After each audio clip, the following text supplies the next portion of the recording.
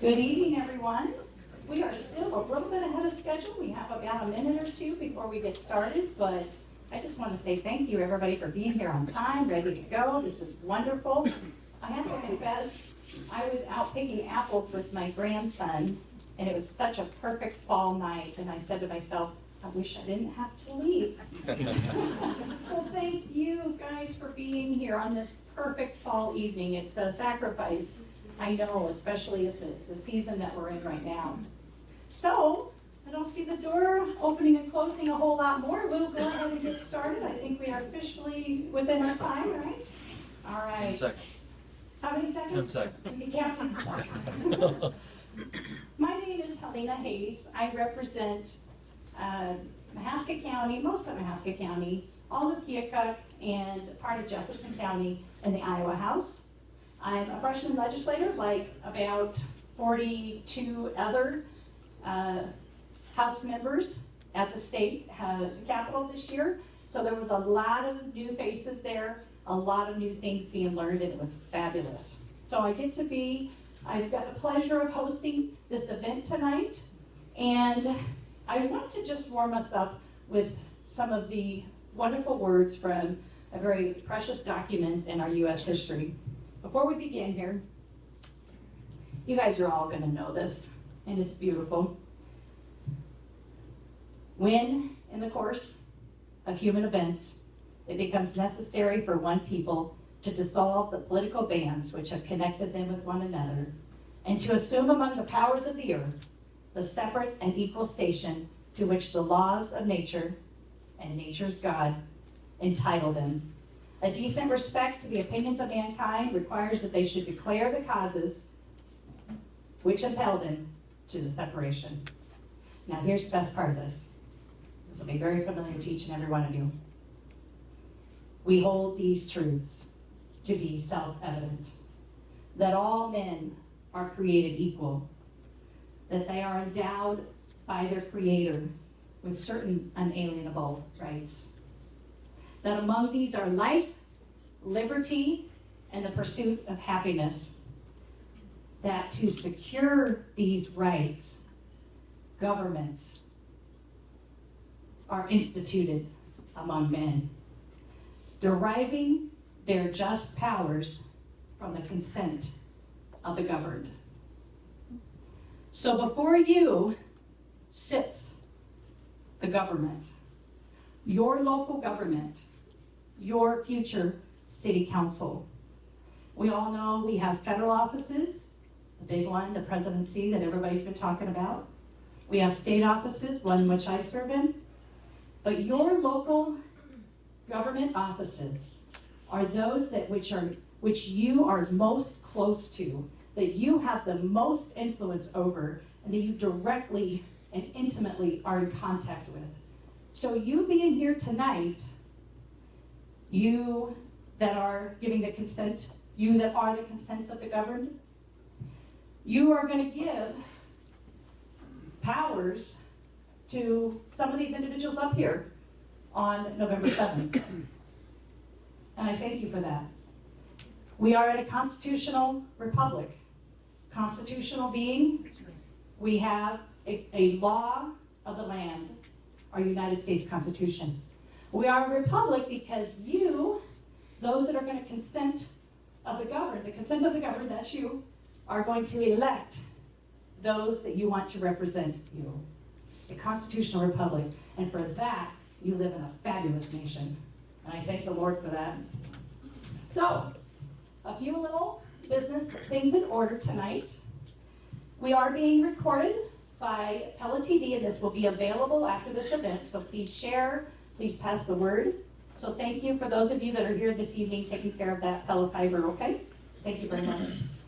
We also are thankful for our hostesses here that have opened up their building.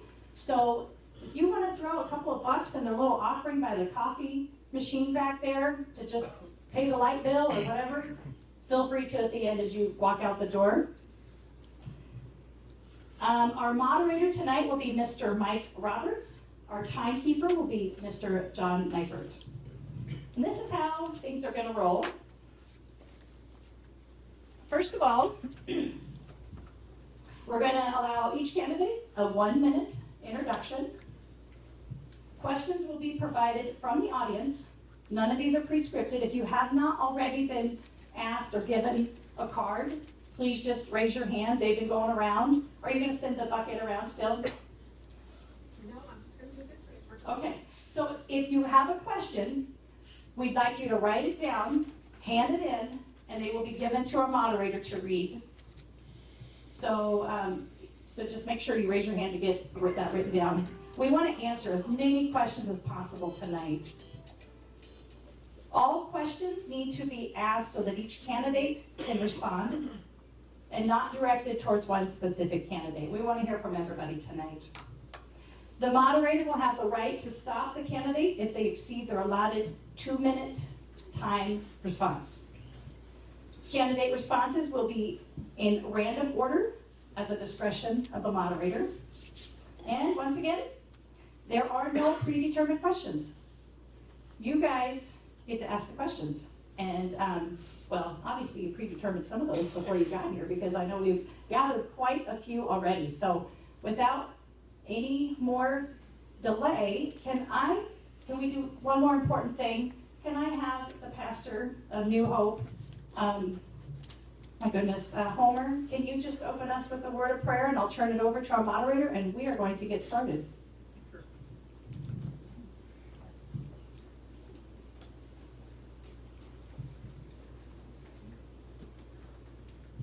Thank you.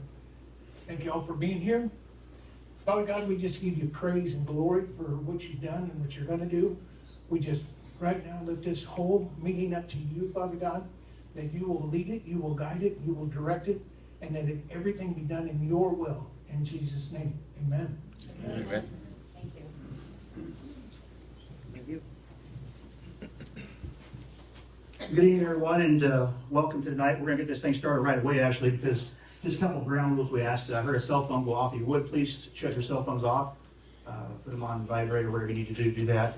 Remind the candidates to do the same, please.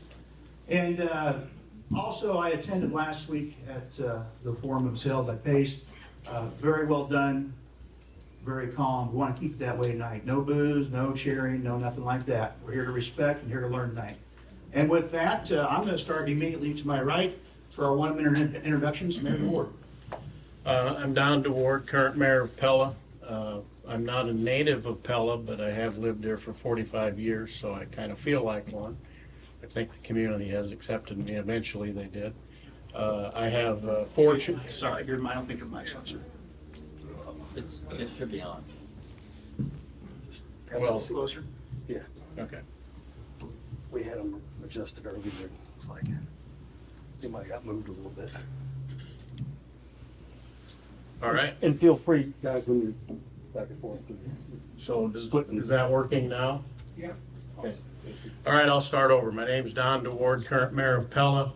I was saying that I am not a Pella native, but I have lived there for 45 years. Been involved in a lot of aspects in the community for a long time. I have 4 children who all grew up here in Pella. 6 grandkids who all grew up here in Pella. Fortunately for me, they're close by. As I said, been involved in the community in a lot of different ways. Was in business here in Pella as a certified public accountant for 13 years. Have done several development projects around the community, so I'm heavily invested in Pella. Pella's a wonderful community. I came here to go to Central College all those years ago and never left, and it's been a great place to live, so it's a great community. Move on down the line. Good evening, everyone. My name is Liz Spohr. I'm currently serving City Council at large. I grew up in Pella, most of my life here, left for a little bit and moved back. My husband and I have been living on Main Street for the past 11 years. We love it here. We live here, we work here. And actually part of my role is to attract talent and new people to this community. So I'm actually very passionate about what this community is and what it can be for others. Thank you. Hey folks, I'm Dave Hopkins, currently serving in Ward 4. I moved here in 1998 to go to Central. graduated from Central, got married. I have 4 kids, and I have a business or 2 in Pella. I've done some development, and I'm passionate about making Pella continue to let Pella be just a great community to grow up in and to live in. I'm Calvin Banstra. I'm in Ward 2 City Council, also a freshman elected official because this is my first term. I grew up in rural New Sharon, but I've got deep Pella roots because I'm proud to say I'm 1/16th Neuendorf, and they were part of the original colonists that came here in 1847. As I said, I grew up on a dairy farm by New Sharon, went to Peoria Christian Grade School, North Maska High School, Dork College, got an MA from Drake University. I've been in all my life in the banking industry, both as a bank examiner and working at 2 banks, presently at Bank Iowa. When I started there, Bank Iowa was just in Oskaloosa, and after visiting with me, they said it's time to put a branch in Pella, so I'm glad that we have a presence here as well. With these guys too, have all come on at the same time, and I continue to hope to serve the community. Hi, my name's Tony Bachhoven, running for candidate for mayor of Pella. In a couple days, I'll be 51, and I've lived here my entire life. I'm a 3rd generation Bachhoven, if you will, living in this community, and have had a long-standing involvement in our community in many different ways, from developing an ice cream store to being on the PACE, or the chamber board then, what is now PACE. And I'm really passionate about getting back to being a community that's very proud of who we are. Being proud of being a Christian Reformed community with deep Dutch heritage. And there's ways for us to be attractive to others, to get them to come here, but it's about being fiscally responsible so that all the burden doesn't ride on us as citizens' shoulders. So I look forward to tonight, look forward to learning more about the other candidates that are here, and I hope this is beneficial for you guys tonight. Well, good evening. It's nice to see everybody showing up and taking an interest. And I'm John Butler. I'm candidate for Ward 2 City Council. I was born in Texas, but I ended up here in Iowa. And a long way in between, I was in Alaska when it became a state. I went to Iowa State, and in 1973, I bought my first grain elevator in central Illinois. And by the time I got done, I had 4 grain elevators, and then I went back to school to get enough credits to take and pass the CPA test. So I've done that since 1992, been a CPA, doing taxes and financial advice to people. In 2006 to 2012, I served on the McLean County Board of Supervisors. We just called it the McLean County Board there. And that was in McLean County, the largest county in Illinois. Bloomington, Normal are the cities that host that particular county. And so I have experience with budget and different things that come to the attention of like the city council, and I look forward to helping out with that. Thank you. Harold Van Stryland. My wife Elsie and I moved to Pella over 40 years ago. We actually planned to stay here 2 years and return to Colorado.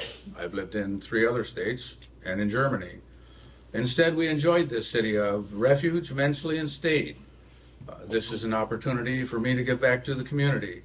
We raised our family here. Our children and our grandchildren now attend school or have attended school here. I served on the city council for 2 previous terms, and at that time we helped reduce Pella's debt to an historic low level.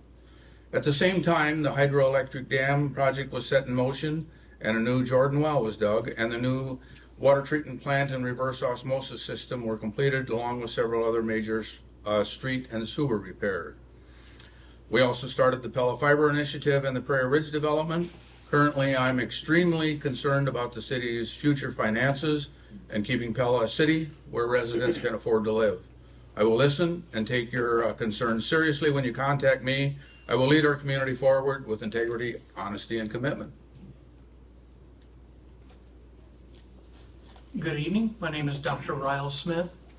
Just to give it a little bit of history, I'm sure everybody gave some today. So I'm a Pella native. I did graduate Pella here. I did like most of us. We went off, got our education, and I found my wife while we were both getting my doctorate and her masterate. The joke is I did pick her up in church. I did pick her up during sermon. She did not give me her number immediately. But that's where our future came together. When we moved to North Carolina to develop my first clinic, we were always considering where do we want to call home. When it was time, we sat down, we talked about it, we looked at things, and we discovered Pella is our place. Growing up here, I obviously have a strong tie here, and this is where we wanted to raise our family, wanted to bring our business and be part of this community. So again, we all have strong ties, and we all want to stand up here and tell you how strong we do, but it's important that we all stand up for what's right and what we believe in. So we all want to do the best. Thank you. All right, thank you very much. Just a quick reminder, a lot of questions tonight, and keep in mind we are 2-hour limited. I have a pile of questions right here on the podium. I have a pile back here. I promise you we will not get to all of them. We'll do our best. If you don't get your questions answered, these candidates are available, folks. They said the same thing last week. I encourage you to talk to them one-on-one. But we'll start off tonight again with Mayor Don DeWard, and then we'll kind of alternate back and forth. First question tonight is, why do you feel you are the best candidate for mayor or city council? Well, so I've been mayor now. I'm in my 4th year. Prior to becoming mayor, I was very involved in the PACE Alliance. And at that time, we were talking a lot about workforce retention, and the issues that kept coming up were housing and community amenities for our companies to be able to recruit and then retain employees.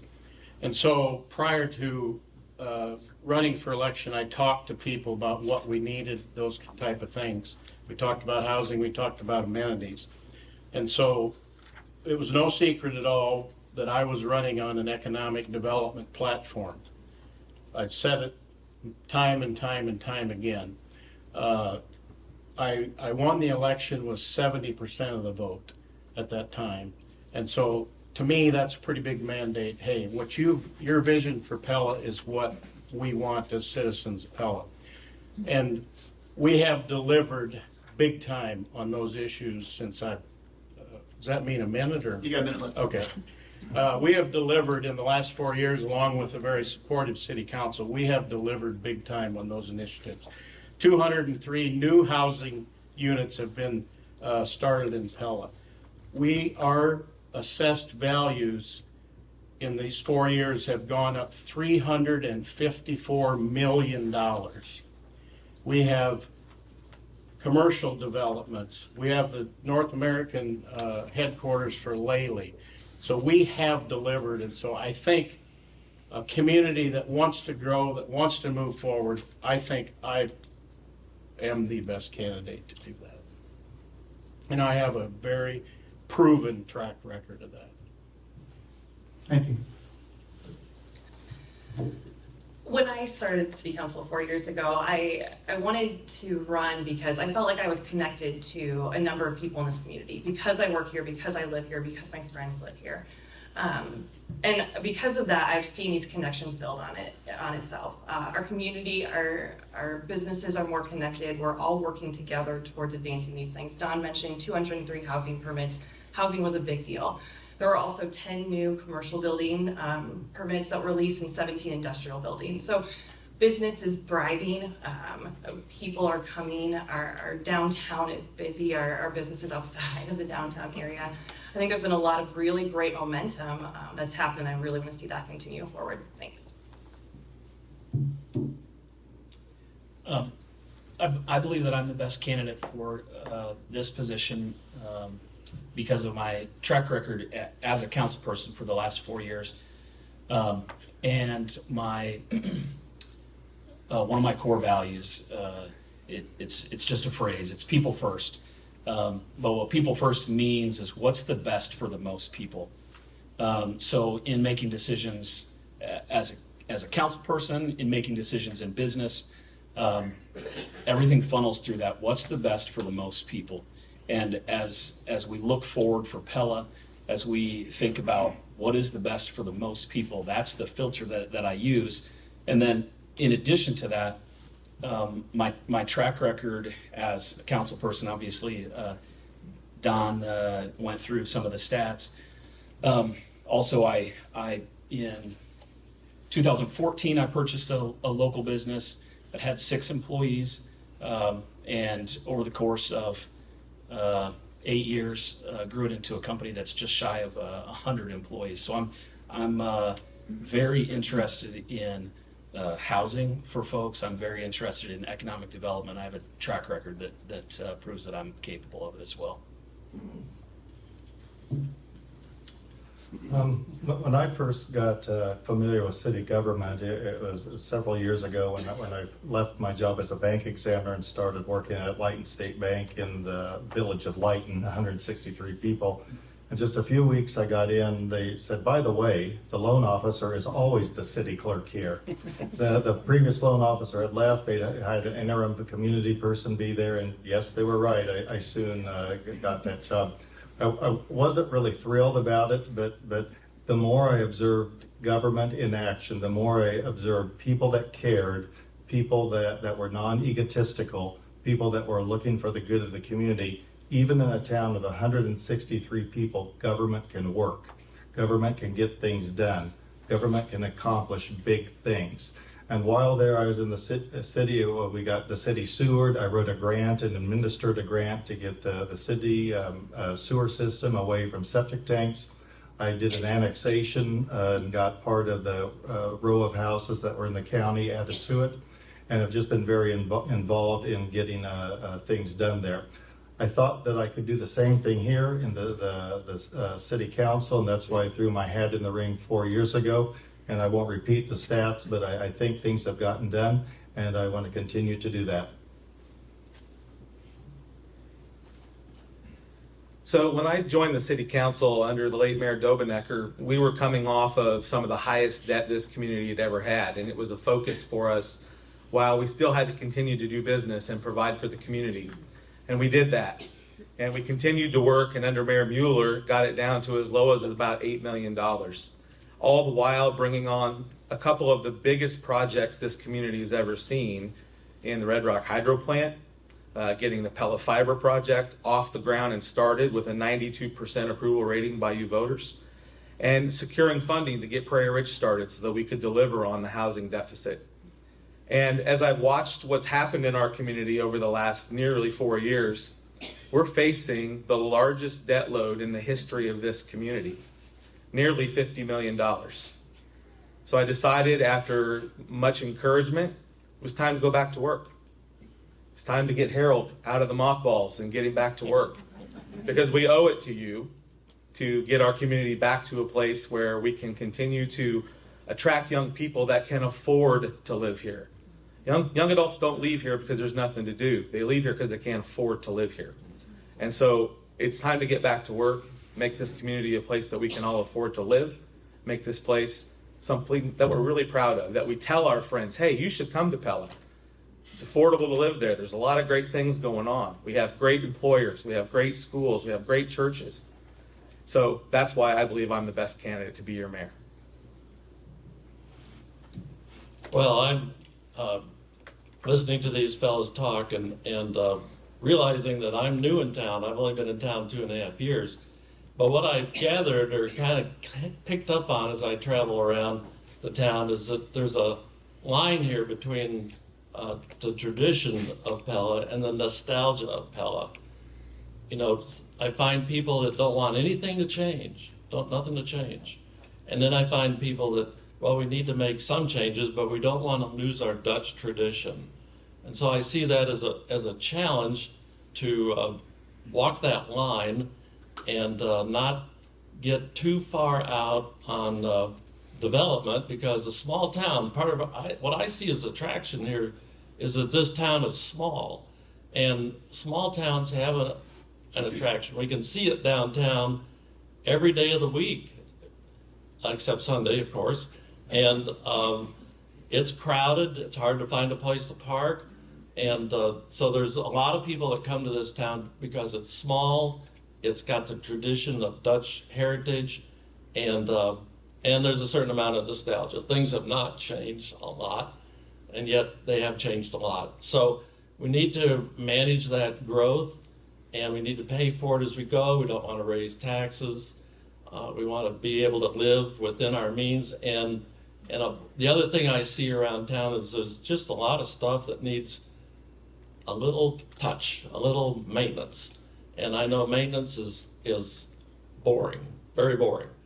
It's not exciting like a new project, but it's so necessary to take care of what we got so that we don't have to suddenly replace it. We can make it last longer if we take care of it. It's hard to argue with growth, and assessments going up is good, but when assessment goes up in my house or my daughter's house, her taxes go up, which means right now she has had to take on a second job so she can meet her daily expenses because she needs to put food on the table. And costs have definitely increased. We are living with a 4-decade high inflation, a 3-decade high mortgage, which I believe has recently gone to 8% or very near that. So people are struggling right now. So we're dealing with this debt issue. And people aren't just paying mortgage, they're paying car loans. And so right now our finances are tough.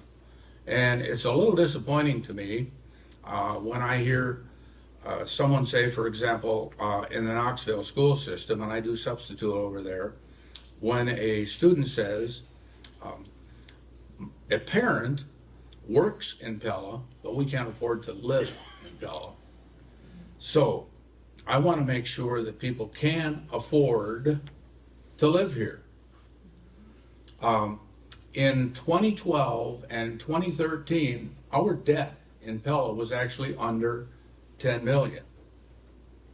And it has gone up quite a bit. Now I know some of that was caused because of the DNR mandates that we had to do in West Pella, and we also did the Pella Fiber Initiative and the Prairie Ridge, and we had to fight Central Water on that whole thing because they couldn't get water over there or fire flow.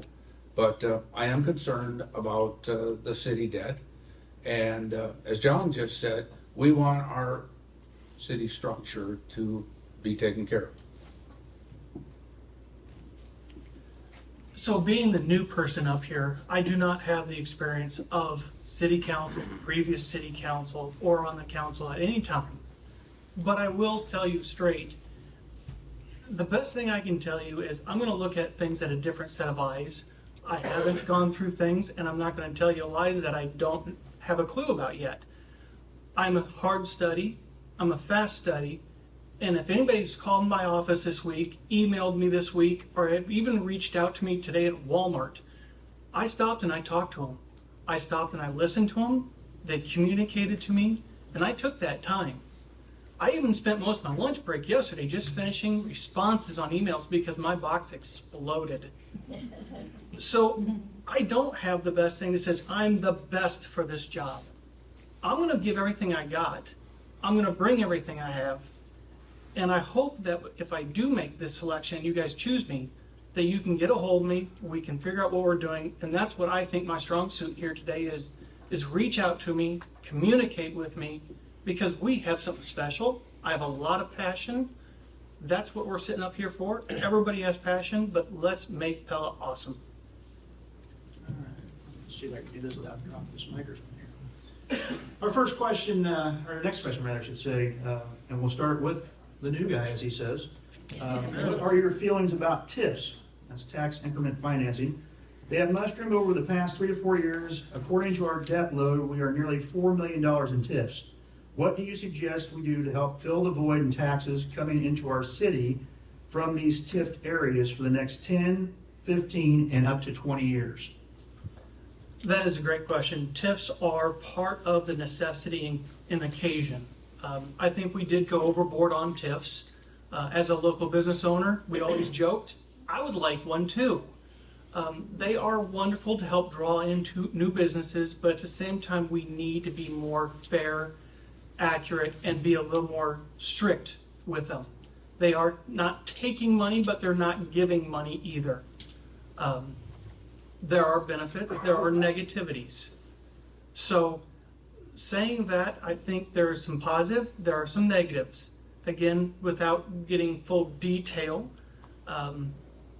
This is where my ability comes in. I would like to know more about the TIFs. I know enough, but to go word for word, it's going to be tough for me to give you the best answer. But I do believe there are some benefits. Thank you. TIFs have definitely helped some businesses get off the ground, and we've gotten some good big businesses. They certainly don't help the little guy, and I know there are some companies that have struggled because they don't get any help from them. And we've probably maybe been overly generous. When you do have a TIF, I believe it does siphon some money from the school districts that don't get that help. So I think we have to remember that. At least they take money from the school district until those TIFs are paid back. So I think we have to look to perhaps curb them so we don't get too generous with some out-of-town business that gets them. Yeah, TIF is just another tool in the toolbox, and to help you understand that just a bit, I've always had a bit of a challenge gathering up the information on that, but what happens is that an area is designated as a TIF district, and the city puts in the infrastructure, so they front the money for that, for the roads, sewer, electric, and all those, and drainage that goes into that area. And then the developer goes in and starts building homes, and the homes are supposed to have a certain assessed value, and as the taxes are assessed on those homes, the city gets the tax that would have been due them on the bare land, and the developer gets the city portion of the tax on the improvement. So I hope that helps you understand that. So if you think about that a minute, the developer builds a house and he gets the tax money. He gets his piece of tax money. He builds the next one, he gets his tax money. He keeps getting tax money off the first house until the project is done, whenever that is. It's 10 years or 15 years or 20 years. So it does kind of take away the competitive moment for some other builder to come into that area and build a house. Just like Harold said, it freezes out the little guy. He has to go somewhere else and build a house. So there's a limit on how much we can really stand, and then there's a risk that if the project doesn't pay out, then the taxpayers are picking up the bag on that. So we got to be judicious, careful, wise, and not get overboard on it. Like anything, you don't want to overdo anything. Thank you. You're going to hear a lot of the same stuff here as we continue around the corner here. But TIFs are they're a valuable tool for developers. There's no question about that. It's in some cases the do or die of some of these projects, but it's TIF by moderation, not TIF because you asked. You'll probably hear that, it doesn't affect the schools because they get money eventually. Well, that's true, but it does affect the schools. It takes the money out of their pocket up front. And so think about that when you hear someone asking for a TIF, that it affects a lot of people. And we have a really high TIF balance right now. We have a lot going on in our community. So there's a fine balance, but we have to be responsible about it as it relates to our total encompassing amount of debt. We have to look, it all has to be paid back. Money out has to be paid back in. So TIF is good when used in moderation, when used in the right way. Not everybody should get it. The city shouldn't necessarily have to fund putting in all the infrastructure all the time, which is what seems to be happening. So I think TIF in moderation is good, but it can get out of hand. Yes, TIF is one of the few tools that the Iowa legislature gives us to help development. So thanks, Helena, for that. That's one that many cities use. I guess I haven't really studied to see what percentage our TIF is for total assessed value versus an Oskaloosa or Knoxville, for example. But I do think that the $4 million in TIF is not a big amount. Just a couple quick clarifications on that. The school officials that I have talked to have been very appreciative of TIF because it creates houses, which creates students. And that's one of the big things that the school districts need to keep solvent, to make sure they keep the number of students. And the school districts always get the same tax that they always did on the bare land. They always get that. The city gets just the incremental portion, and that's why the name of it is tax increment financing. We only get the tax on the new developments there, and those dollars are used to effectively pay for the infrastructure. That has also helped, what I would say, some of your smaller contractors, because they don't have to go out and do the development. The lots are all there. The developer does it and creates lots for builders to have. So Prairie Ridge, for example, anybody can buy and build a lot. Any small contractor can take advantage of that development there, which the TIF created. So I would be a proponent of TIFs. I agree within moderation. I wouldn't know what the average percentage is on towns our size. I would guess we're in the small range of that from what I've seen, but I can't say that specifically with specifically statistics. I think a TIF is one of the best tools that exist for a city to defer risk while stimulating development. So there's been a handful of TIFs in the last few years.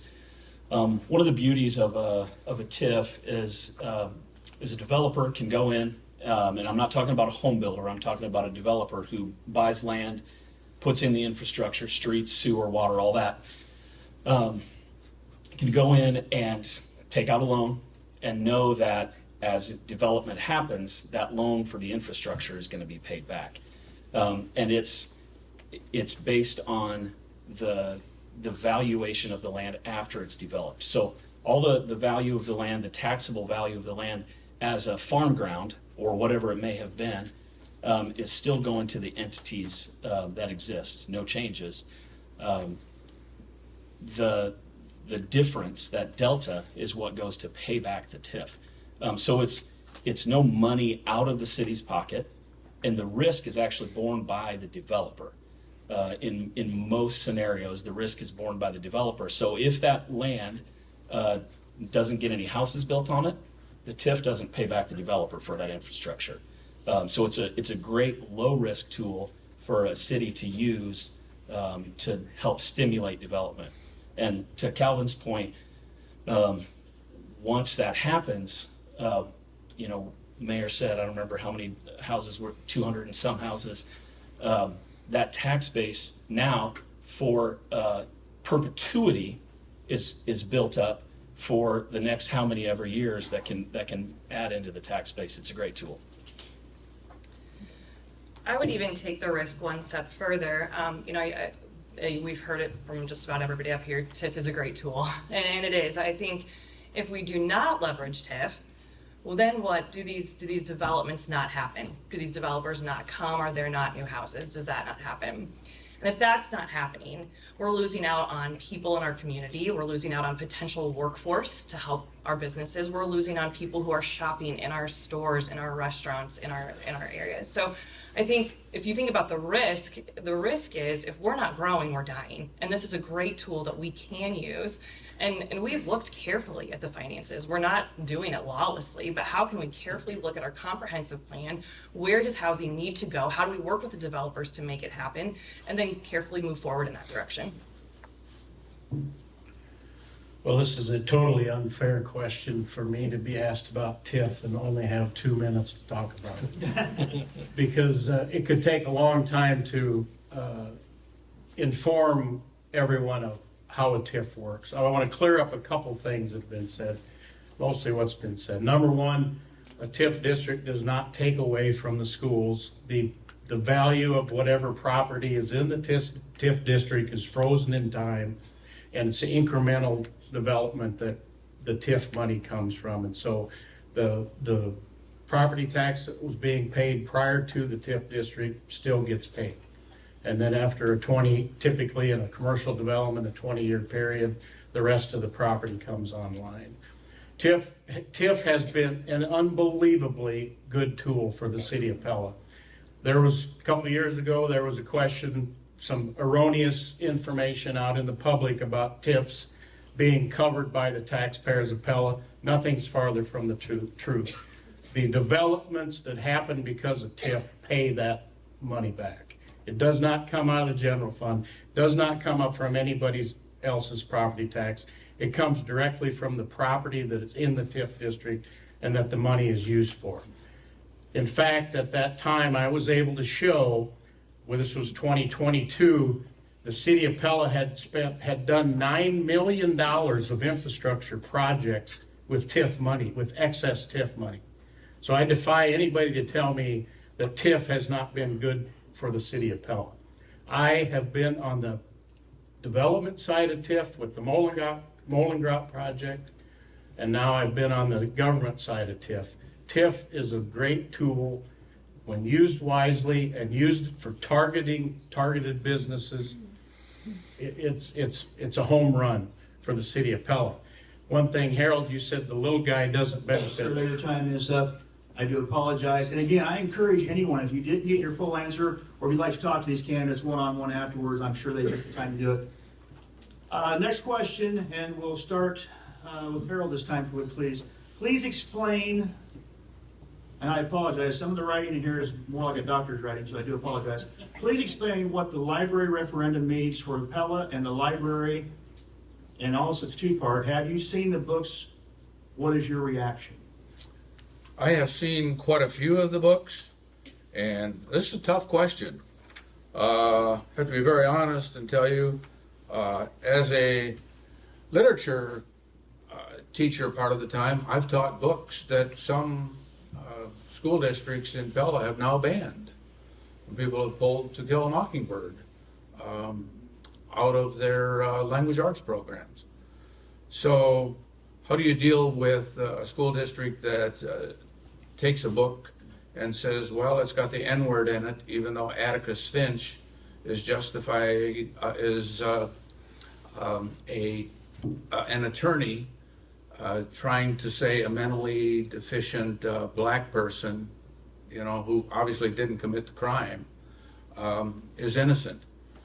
So in today's world, people are pulling down statues of people that they don't even know who they are. Like Frederick Douglass, who was one of the greatest abolitionists in this country, or Abraham Lincoln, who, because he didn't advocate getting rid of slavery early enough. So I have seen some of the books, yes, and I think people on both sides of this issue have probably blown up the question greater than the issue is. The resolution is basically, it wants to put it back under council departmental equality with other departments, because if the maintenance department wants to buy equipment, they have to get permission from the city council, and the same thing would be true with the library. So it's basically putting it on equality with every other department, and it's not about suddenly banning 50 books from the Your time is up, library. sir. Continue clockwise, please. Okay, well, yes, I've seen the books, and basically, Harold's right, the ordinance is to bring, or the proposal is to bring the library back under the city council advisement, so that there would be an elected official handing the money to the library, give them about $700,000 a year. But let's go back to the root cause of the problem here. A couple of years ago, a group in town discovered that these books were in the library. And if you've not seen the books, you need to go to the memorial building on the 18th and 19th and the 1st and 2nd and take a look, because you will be stunned. And so the library board of trustees refused to compromise with this group, who suggested not to ban the books, not to eliminate the books, but to put the books in a restricted area. They refused to compromise. And if you don't know this, the head of the American Library Association is a Marxist. Now, 20 years ago, nobody in the country would have said they were a Marxist. But now we have somebody at the head of the American Library Association that's a Marxist. And Marxist theology is that they are going to destroy the family. And they start with the children. So these books are aimed at destroying children. And we couldn't get any compromise with the library board, which is another marker of Marxist theology, is no compromise. They never back up. So that to me is what the problem is. The root problem is with the Board of Trustees of the library refusing to compromise a little bit. The country was built on compromise, if you're not aware of it. To get the Constitution passed, we had to get some compromises done so that we could get everybody to sign the Constitution. And that is time, sir. I'm done. So if you haven't taken the time to read the referendum, you really should do yourself a favor and read it. The referendum is simply this. It's about bringing accountability to the Board of Trustees. The Board of Trustees don't go away. Library books don't get carted out in the back of somebody's pickup on the second day. But what it does is it brings accountability to the Board of Trustees to the answer of the Pella City Council. Board of Trustees are not elected officials. They are appointed people. So let me say that again, because this has been misconstrued in our community. They are appointed people. They're not elected officials. So it's important that your tax dollars be watched over, and your city council members that you elected have the opportunity to give some oversight to how things are done at the library. Just like we do at the Parks Department, and the Water Treatment Department, and the Wastewater Department, and the Street Department. It's no different. I got 1 minute, so I got to talk fast. The books, have I seen the books? I have. And I'm ashamed to say that I have, quite honestly. I've been questioned over the last 3 days about those books more than I ever thought I would have to talk about that kind of content in my life. But I would leave you with this. If those books are not pornographic or not pedophilia books, I would really question what people are teaching their kids. So that's the books. The referendum doesn't take books out. The books stay, but they may end up in a different part of the library because they'll have some oversight from the people that you elected to the Pella City Council, which would make it equal just like every other department in our community. So the question was what the referendum is about, and the referendum is truly about the governance of the library. Iowa law gives the power of the people who voted the trustees in originally when the library was set up. The trustees are appointed, but it can't be let unknown that the trustees are appointed by elected officials. Those are the ones that take charge of the library and make the decisions. And the reason for that is that the work and the effort and the time it takes to run a library is important to leave to a dedicated group of folks that see the importance of studying those materials, making the decisions. We also, as a city, approve the budget that they get. We can change the budget at any time. If I would do a motion to amend the budget, that could be a motion that could be voted on, and that can be changed at any point. Trustees can be not reappointed. Trustees can probably be removed as well. So I think that's an important point to note about the city council. The other thing is politicizing the library. I know that people say they don't want to ban books, but I have a quote that was said at our city council from John Butler. If I got my way, I would get rid of the book and all the R-rated videos. So the danger is that we can say we're going to restrict, but that's just the code word for ban right now. So I think that is the reason that we have to have that. I stick by the stance that, Sorry. I stick by the stance that the library is best run by an independent board of trustees. Can I make a comment? Remind everybody real quick in the audience, please keep it down so we can hear the candidates well all the time. All right? Your time is up, sir. I am sorry. Well, he mentioned my name. I understand that. If we have time later on, we'll come back to it. So the question was, again, what's the referendum about and have you seen the books? I'm not necessarily certain about all the books that are in question. I have seen a handful of books. And I've seen books in the library that I agree with, and I've seen books in the library that I don't agree with. I've seen content that I appreciate. I've seen content that I don't. And the question as a council person overseeing the folks who are appointed to the board is should there be restriction to, I'll go to the extreme, should there be restriction to free press? Obviously not. That's one of the constitutional values that's in the preamble that Helena read earlier. So I don't believe that I have to agree with everything that's in the library, because there's how many books in the library? A lot, right? I'm sure that there are a lot of books that I don't agree with. There's some that I probably agree with. There's some that I know nothing about. And that's not my job as a council person to put my beliefs in that situation. As far as the what is the referendum, I think folks here have already spoken a decent amount about what that's actually doing.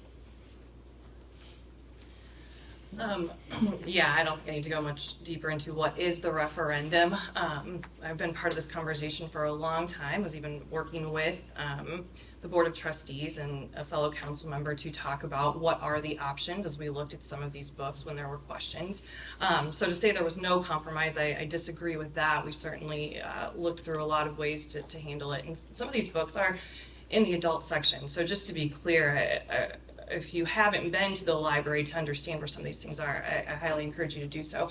But I would just like to add too, the Board of Trustees is truly a intentional, well thought out group of people who are dedicating their time and energy to understanding what our community needs and what books are needed. I do believe in intellectual freedom. There are things that, like Dave said, I agree with in the library and things I don't. Same with my Instagram feed. It is what it is. However, I believe that as an American, it is our right to be able to access that information if we need it. So, Could you repeat the question again? Absolutely. Please explain the library referendum and what it means for Pella and the library. And the second part of this is, have you seen the books and what is your reaction? Okay, I'll start with the second part of that question first. I have seen some of the books. I have not commented about any books in any public setting, and I'm not going to now. I'm not qualified to comment about books. I'm not an author. I'm not an avid reader of books, so I'm not going to comment about the books. What I will do is defend the process that's in place at the public library. With our Board of Trustees, I don't know the exact number, but there's 500 and some public libraries in the state of Iowa, and all but 2 of them are run by a Board of Trustees, just the same structure. So I will defend the structure of how our library is run. I've gone to the library's website. I read all of the rules at the library, and there's a very well-defined system of, if you don't agree with a book, you can protest it. The Board of Trustees goes through and they give you an answer. What has happened here is some people don't like the answer they're getting, and so now they want to change the Board of Trustees. What I will tell you is, with this whole controversy, when I've had a reappointment or an appointment to the library board come up, I've taken the time to go and sit face to face with those people. And I wish I could record what a couple of them had said to me, because my question simply has been, what do you believe a public library, why does a public library exist?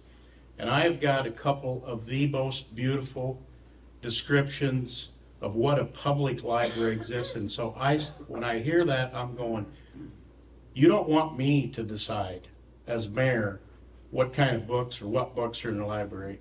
You want somebody like that has incredible passion for the library. It is time, sir. Okay. Thank you.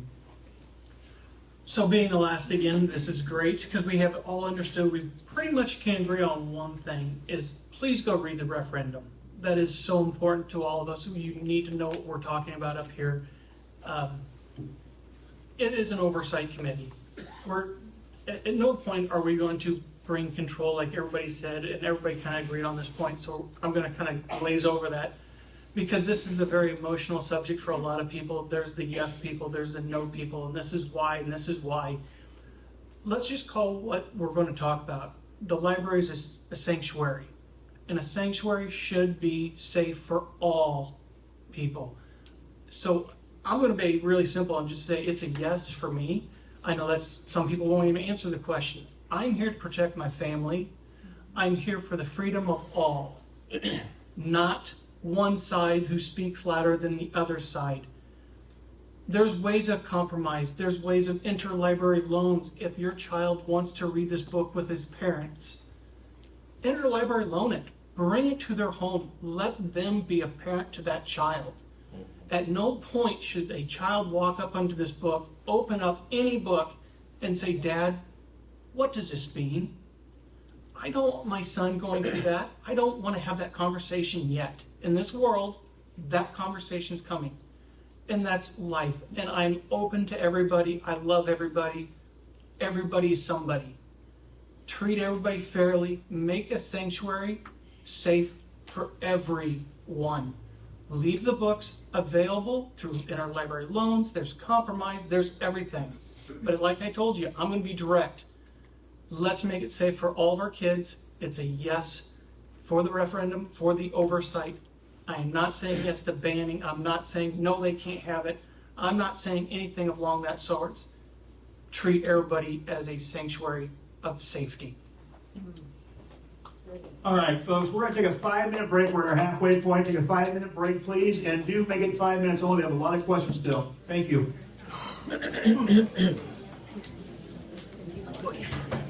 I didn't get to conclude. Microphones are still on. Oh, thanks. Thank you. No. There's some right there.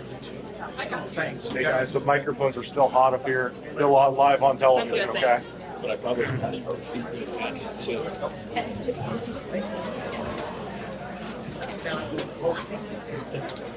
Two again. Dave. I brought my own. Yeah, I just gotta give you mine. They gave you mine, yeah. I brought mine.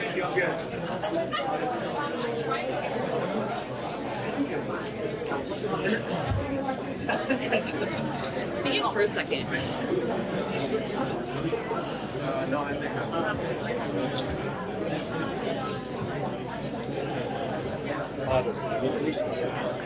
No. I got my jacket still on, so it's gonna.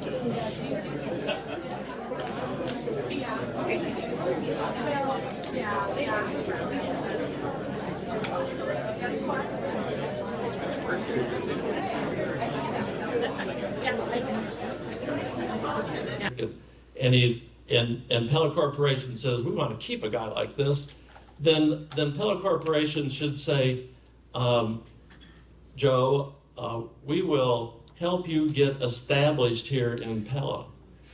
Not to give them money, but to help them get established. Everybody needs a break to get established. When I was 25 years old and I bought that first elevator, I had 50 cents and a beat up pickup truck. But I had an uncle and a dad with money. And they were able to get me going. It was a stake. And so we have to figure out how to develop land, bring land into production or into housing development to help these young people, 25, 30-year-old people, get a stake and get going and live in Pella. And they don't have to live in a palace, but they have to, live inside, and we need to have to hit certain... That is time, sir. Okay. Big question. Big question. So a few months ago, I had the opportunity, along with Councilmember Branderhorst, to have lunch with a couple of great guys at GenLink and talk about what we viewed as the vision for Pella. And what came very clear to me over that couple hours that we had lunch was that there hasn't been a lot of great communication and alignment over the years. And I think it's so vitally important to hear out our major employers and then take it one step further and make sure that the direction and vision for the community aligns with the direction and vision of those companies. John is spot on that making it affordable or helping people make Pella their home should be a huge initiative for our community. So I think there was a lesson learned for me that day, that it was very clear that there probably could have been better communication in the past to make sure that we were on the same page and that we were working together for the betterment of each other. Yeah, so I would say, to repeat some of Tony's comments, the communication and alignment, I think, has been very good these last four years, and I think the track record of what the city has done in the last 4 years proves it. There are two biggest employers. How we work together with them, which I think what the question was, is that we have to form these partnerships. We have to form these ideals. We have to go down the same path to do that.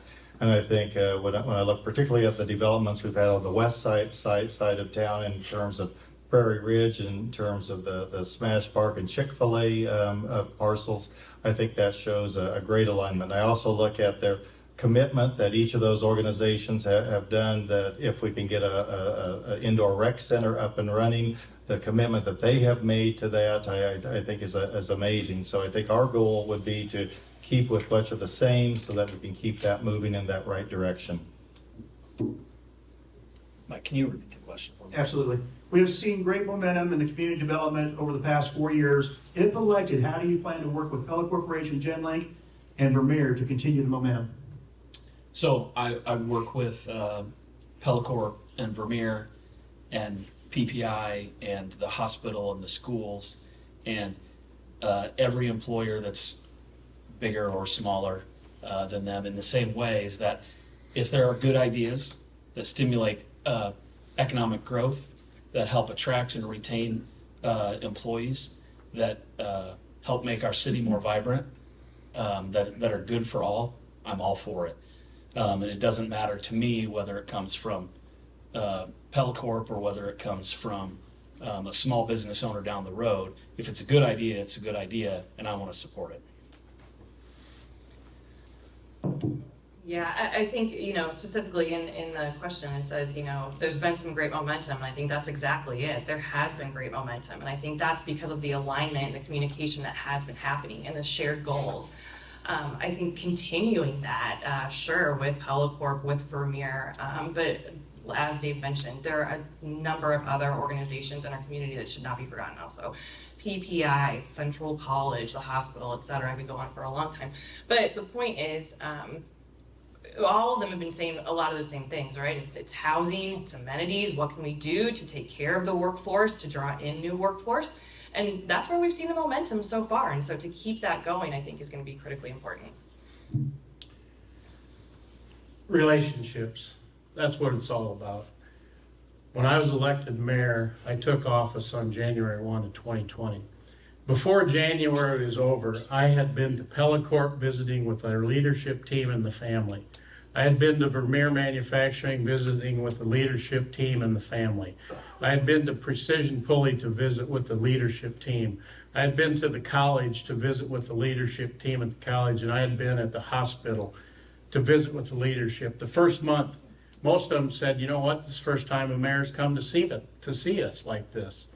And so it's about relationships. I've got great relationships with all of these larger employers. And we need to continue to partner with them. Most people don't understand how blessed we are in this community to have the corporations that we have and their willingness to invest in this community. If you think there's such a rich history between the community of Pella and our larger corporations. And so we have to continue to cultivate that, and it is all about relationships. I can't stress that enough. That's how you get things done. You have relationships, you work together, you create partnerships, and we have done it in a big way over the last 4 years, and we will continue to do that. So we are very fortunate the first thing I want everybody to do tonight or tomorrow is thank those families, those big entities. We are so fortunate in this town that we can actually have this debate of what do we do with these people? These people give us sponsorships, gives us the abilities to do amazing things that no other communities have. So thank them. And having that communication with them, we need to thank them back by helping out with the affordable housing. But the problem is when we say affordable housing, not $400,000 housing. I've been working for over 6 months with a nephew who's got a great job at one of the local businesses. We can't get him a house. We're going up and down, and even with some of the best connections out there, if a $200,000 house comes up, it's gone. If you're not jumping on it. So yes, thank the corporations. They're awesome. Every business is awesome. But we need to also think, what can we do as a community? And that's the housing. Let's get some affordable housing in there. Let's keep that open communication because they are helping us tremendously. So yes, development is key. Working together is key. Having that conversation with those large entities. What a blessed problem we have. Wow, you just took the words out of my mouth. Ditto. Yes, our big corporations have been great. But also, I agree with this workforce, low-income housing. We don't have it. And out there at Prairie Ridge, when I have relatives and I tell them what the price of our lots are here in Pella, they can't believe it. And I'm not talking West London, and I'm not talking Fountain Hills. And I'm not against making money on the sale of a lot, but why do our lots have to sell for that much money? They can make a profit selling those lots for a lot less. I know communities where they have land, and these corporations or these individuals buy this property, and they sell lots for so much less money. So we could have workforce housing, and we could have individuals buy land, and we could sell lots around property for a lot less money than people are selling them for. So we just have not done a good job with coming up with low-cost housing. People have talked about it, and people have talked about it, but people have not delivered with low-cost workforce housing. What's the answer? Well, the Prairie Ridge has not been the answer, and I have a problem too with the quality of the houses out there, because I worked for home contractors in Waupun, Wisconsin in college, and they wouldn't have been too happy with the quality of some of those houses. So we can do better. We need to do something else. All right, our next question. The rec center is a huge topic of discussion in Pella and Marion County. I'd like to know each candidate's position of the rec center, on the rec center rather, and why you are taking that position. And we will start with Tony. So the rec center is a great project. There's lots of opportunity there. I think if you see the activity at the sports park, at the soccer fields, there's no question that athletics and sports are a big part of who we are as a community. But the thing that troubles me and troubles most of the people whose door I've knocked on is that we haven't given the residents a chance to vote on the rec center. So we need to do that. And if the rec center vote passes, then it's our job as the city council to make that happen. Voting on a lost tax isn't a vote on the rec center, at least that's what we were told. So I think it's really important that you as citizens, we as citizens, get a chance to vote on that. We may have to do a phased approach. We may not be able to have some of the things that are there if we can't afford it. You know, if you look at some of the most successful projects in this town, like Pella Fiber, they're successful because we had funding in place. We had well laid out plans. We knew what things were going to cost before we started doing things. We knew what it was going to cost to staff those projects. And so those are all things that as a community, I think everybody's still asking.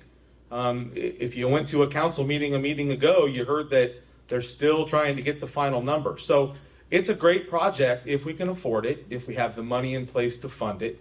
And we may have to grow into what the grand vision for the rec center is. Is it a great project? Yes, it is. Should we write the check for it so that we can have it all right now and pay for it over the next 20 years? Probably not. Yes, I agree with Tony that the rec center is a great project. This is something that we had identified pretty early in the beginning of my term 4 years ago, that we have great outdoor facilities. Our indoor facilities were lacking, and you could just talk to anybody that has to bring their kid to practice at 6:30 in the morning, and there's a fourth grader, for example. So that's something that we took a very, very hard look at. As for the funding of it, that has proved to be very challenging because the estimate that we had early on has increased. So the meeting that Tony talked about, we did exactly the thing that we should do. We put in a base bid on a reduced project than what we had earlier, and then we had plans for a expanded bid, what would be the original project. And so through that, I think the city is going to find out very quickly, once those bids come in, that we are going to hopefully have by March that we can know which is the plan that we go. We're, I think, all determined not to do something that we can't afford. I think we would like to have the bigger project, the four gyms and the competition pool and the recreation pool, but we may have to hold back on that and do it in a smaller fashion, with the ability to add on later. So I think that's the reasonable approach. I think that approach is very financially sound to look at that first, and we haven't jumped in head over heels. If we did that, we'd been building without knowing what the cost is.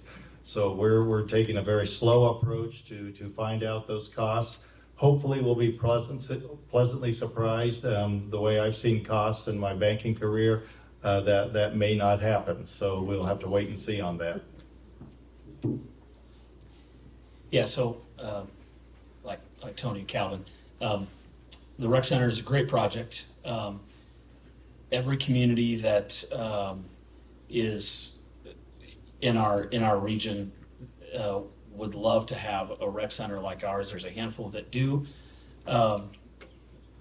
That's one of the things that was identified early on, like Calvin said, as far as this is something that we need. This is something that a city of our caliber has or should have in order to, if folks are coming to town and say, well, what are the opportunities for my kids? My son or daughter is very involved in basketball. Okay, great. We've got some basketball courts. We're involved in competitive swimming. Awesome. We've got a competitive swimming place. These are all simply amenities that elevate the status of our community, that elevate the opportunities that are available to the people that live in our community. And I'll say something that the mayor has said multiple times: we're not going to build something that we can't afford. So as the process goes on, as the plans get put together, as the phases get put together and the bids go out, we're going to know what we can afford. We're going to know what we can build. And like Tony said, it might be a phased approach. We might be pleasantly surprised, and we can get closer to the original. But at the end of the day, it's something that we need. It's something that I support, and it's something that we can do as a community. I believe the rec center is a clear next developmental step for the city of Pella. I'm absolutely in favor of the project. Piggybacking off the last question, which was how would we stay aligned with some of the bigger organizations, I think that's evident. Millions of dollars were donated by a lot of companies in our community, as well as personal donations. So I think there's clearly an overwhelming support for something in this direction. I'm not going to elaborate too much on what both Dave and Calvin said, but in our last meeting, we're in the process of getting numbers. You're right, we don't know what it costs today. And so our next step is to understand what is the cost. No one's writing a check yet. We're going to understand what the costs are, what are all the options that we have available from a financial standpoint, and then we'll make decisions from there. I would assume that my answer this question will be the least surprising of the evening, but yes, I am adamantly in favor of the recreation center. I've spent a good portion of my life over the last 3 years working on this project. And so what everybody said is so true. I think the way we went about it was exactly the right way. We didn't come out with a proposal for a rec center right away. What I did is I went to our larger corporations and I said, here's what we need to do. They were well in line with that. That first meeting that I had with them in January, it's one of the things we talked about was community amenities. And they talked about what they needed. So that opened the door for me to go back 3 or 4 months later and say, okay, you guys believe this is what we need. I believe this is what we need. Are you going to help pay for it?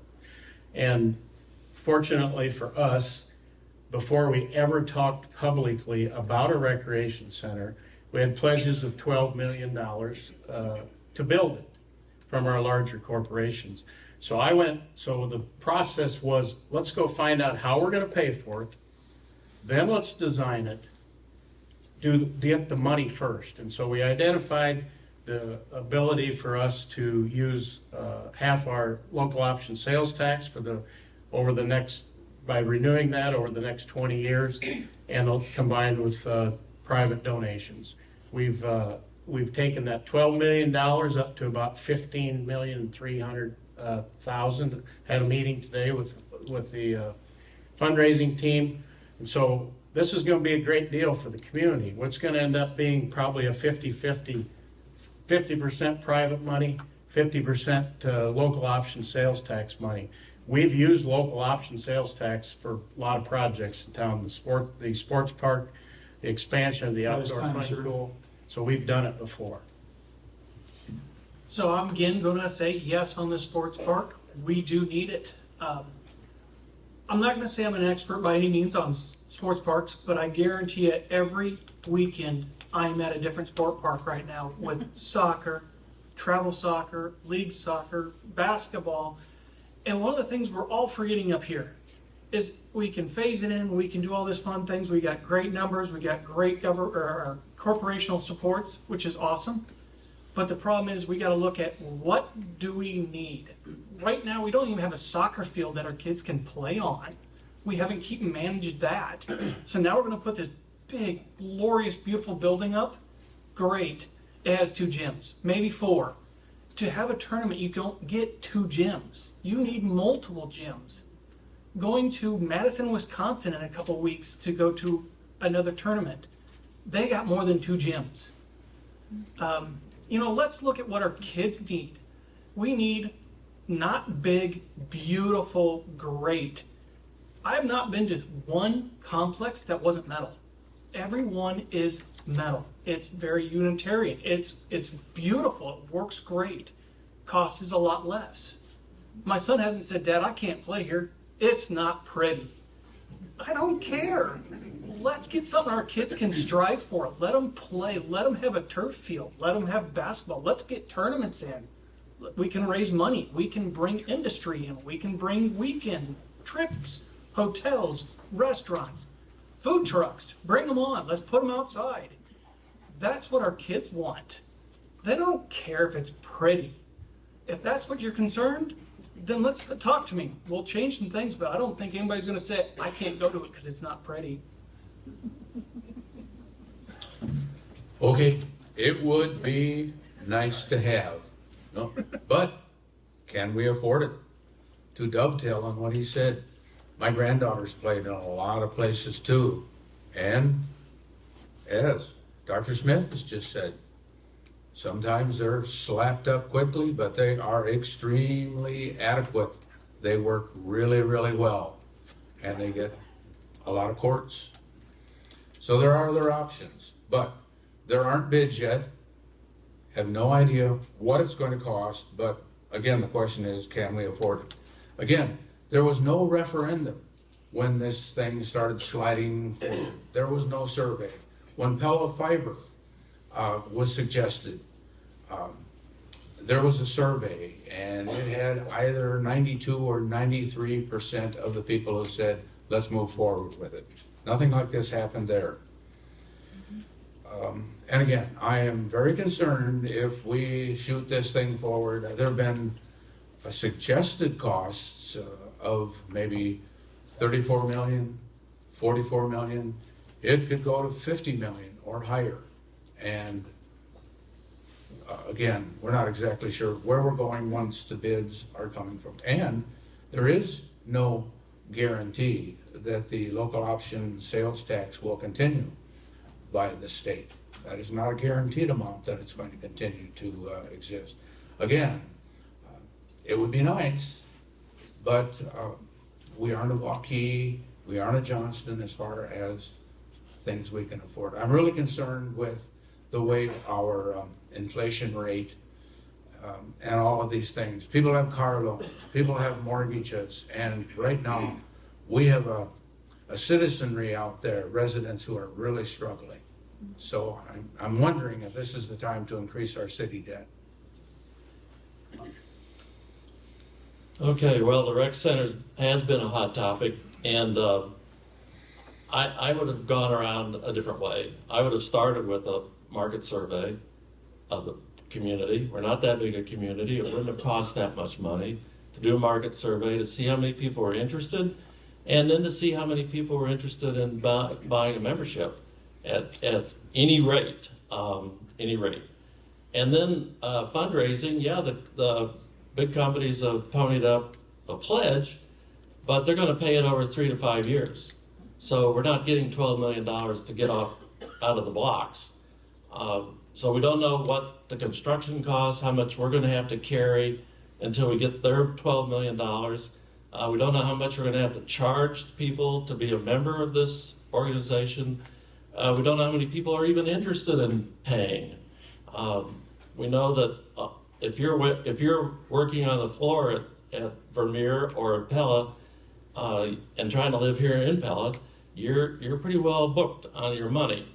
So I would have done that. So there's two kinds of money in this game. There's the money to build it, which is probably the easiest money to get because it's the most exciting part. Remember I said earlier, maintenance is boring. Building new stuff is a lot of fun. The other thing I would have done is why isn't this fundraising effort citywide? You know, everybody, if people wanted to support it, we'd have the money. Everybody on the street could participate and have a buy-in. And then the other part of the operation is how much is it going to cost to operate?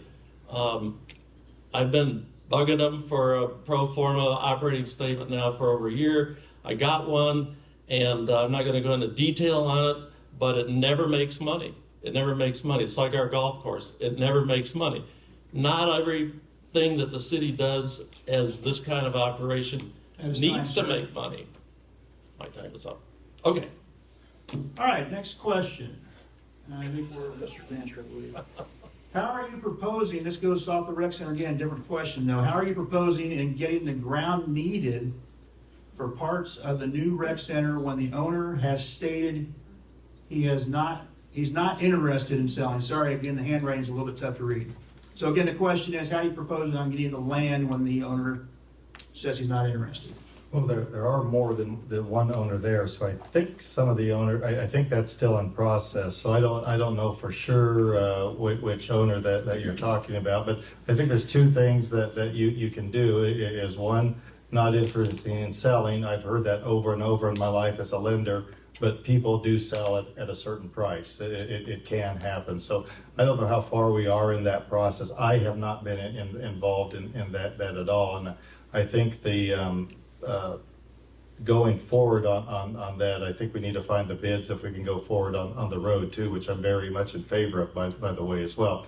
The second thing, we can always look at a different design of the road if it is possible to not have if there's owners that don't want to sell, find out if it's a way that we can do a different path to do that, put a jog in the road, perhaps that might be the way to go. So if those would be the ways that I think we would first look at to do heavy negotiations, see if we can get that, and then go forward from there. Yeah, I'll echo what Calvin said. There's more than one way. We even last Tuesday we looked at some various ways that there could be access to the rec center. So there's multiple avenues to get to the rec center, and multiple parcels of land. So it's not a deal that's stuck in the mud currently, because there's nobody willing to sell. Yeah, and I think the question was about the land of the rec center. We have the land for the rec center itself. It's the road specifically that I believe we're talking about, that the land is not fully secured. And I won't elaborate too much more, but they're exactly right. We're just looking at the initial plots of what that could look like. There are multiple landowners involved. If that doesn't work out, we're problem solvers, right? The Dutch are pragmatic people, right? So we'll keep looking. We'll keep finding ways to evaluate. Yeah, there's not a whole lot to add. Liz did clear up the fact that the actual land where the rec center is going to sit, the city already owns that. We're talking about the road. We're talking about the extension of University Street out to actually a mile, which, by the way, has been in the city's comprehensive plan since 2007. So it's not like this was just something we dreamt up here in the last couple of years. That extension of University Street has been in the plan for a long time. It's the same as any infrastructure that a city expands with. You talk to if you need right of way, you talk to landowners, you try to negotiate a deal with them to buy the right of way. If it doesn't get done, as Liz said, there's ways that we could probably re-engineer it, and because we have almost all of the land is owned by willing sellers, but we don't have it all yet. Something you work on. This is a fun question because whenever you ask, what's going on, we don't have it yet. And if a person doesn't want to sell, he doesn't have to. That's his right. I guess the best way of addressing this is not just keep forcing it, keep pushing it at you. We need to start looking more broad. Again, where should it be? Does it have to be out there? Do we put it more towards the school systems?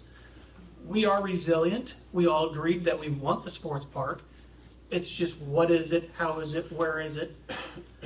And I guess if someone's not willing to sell, you can't keep beating against the wall and say, you're going to eventually sell to us. That'd be great.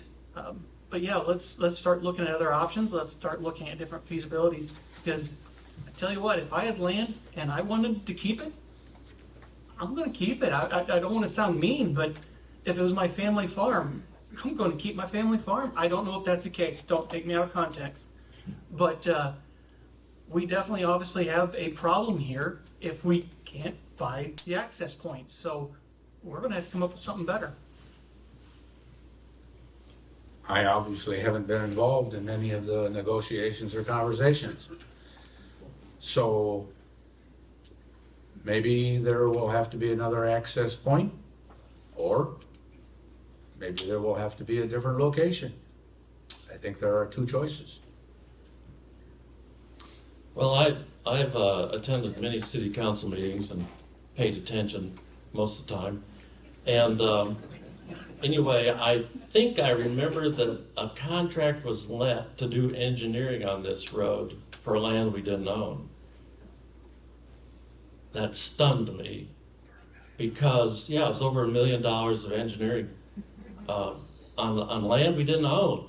Well, like I told you, I used to own an elevator, and one time I was getting a 15-year loan and I was sitting on rented railroad property, and the bank said, oh, by the way, you need to get a 15-year lease, which cost me an extra $10,000 over that 15 years.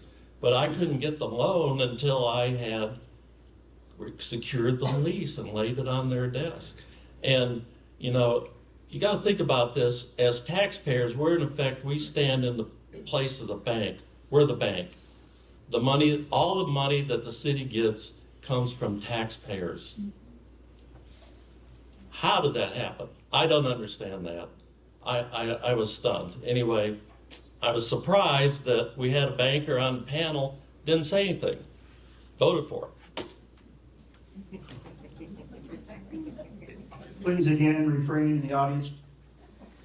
So I would just think, you could call me silly, but if I was going to develop a project like this, I'd make sure I could get to it first. And yeah, you can get to it from the road going in and out of the sports park now, but if you've been to any of the city council meetings, you've heard that it's tough getting in and out of there on big event days, right? So I would think making sure that I had that property up front would be a big priority. John's right. They've spent $1 million on plans on doing dirt work on ground they don't have access to yet. So I think that's kind of a fundamental toe stub. There's ways to get that property. Probably a lot of ways none of us in here want to talk about. I think in the case of this particular property, this guy wants to farm.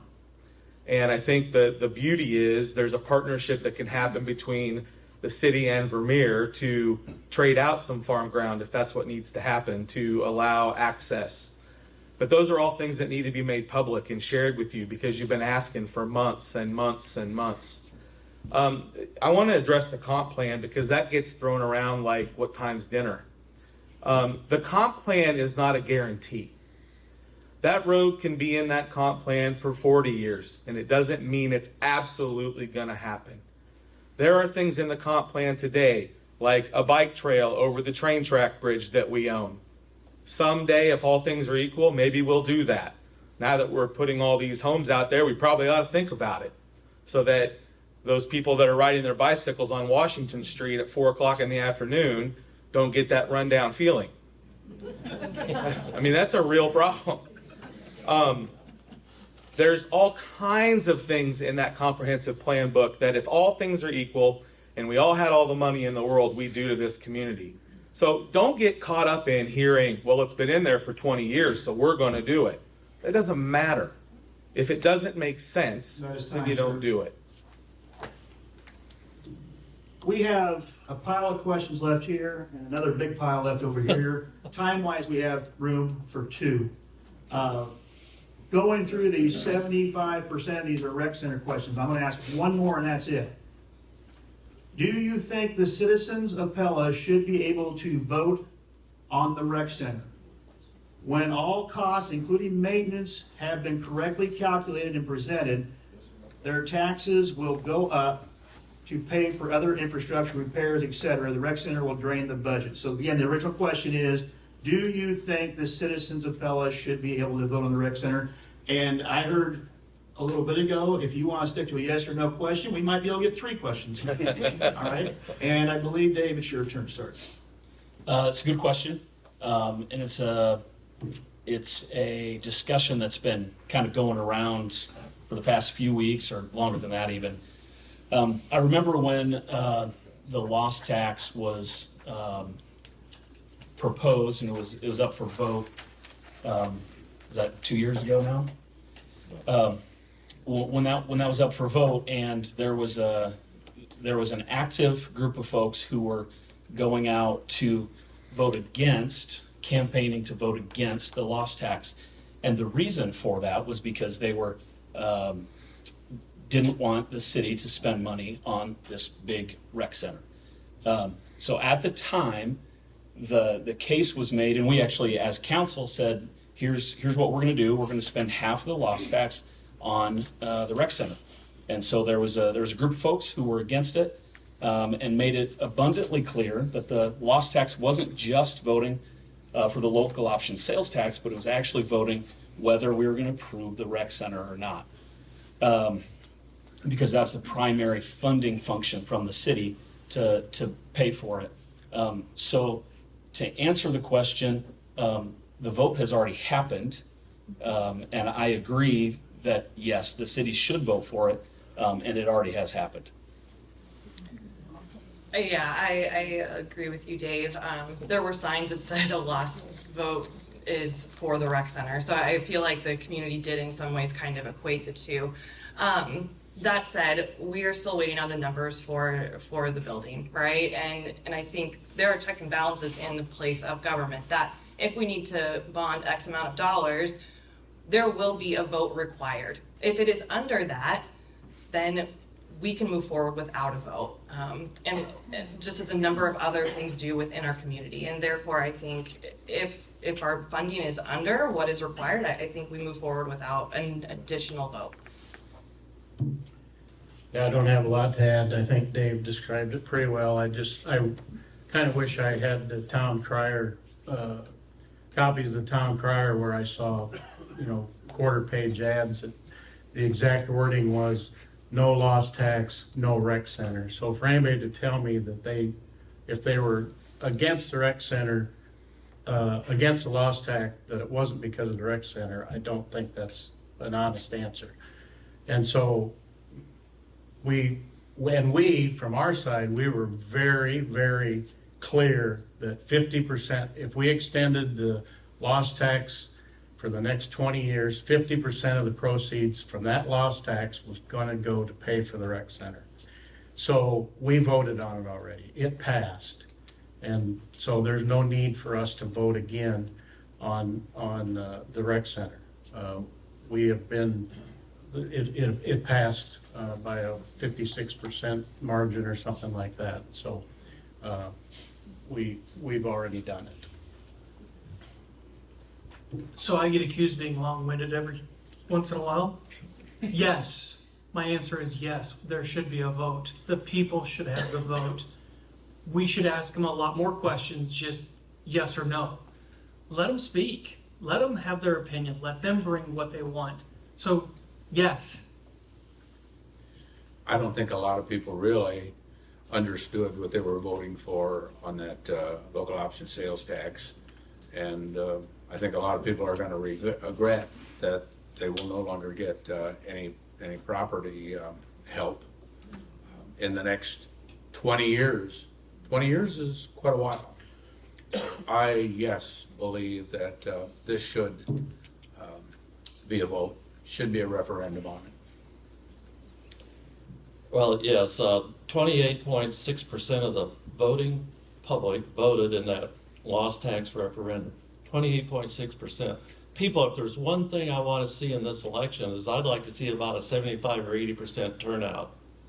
Get out and vote. It's your money, and you can vote for us. We're going to hold the line on borrowing and on property taxes, or you can vote for people that are going to build stuff. And Indianola, for example, Indianola had a rec center, and they had 2,000 members. And I talked to them at length. They had 27 different people working at the front desk. And she told me how the breakdown was on membership fees and all that. And when she got all done, she said at the end of every year we have to have a fundraiser. What? Your fees weren't enough to cover. Somebody has to make it up. So, and that lost tax vote, the rec center was buried in one paragraph. There was nothing allocated to property tax relief, nothing. And I think that can be reallocated. I think we'll hear about that, but I know that can be reallocated through the mayor's office. It can be, and it will be.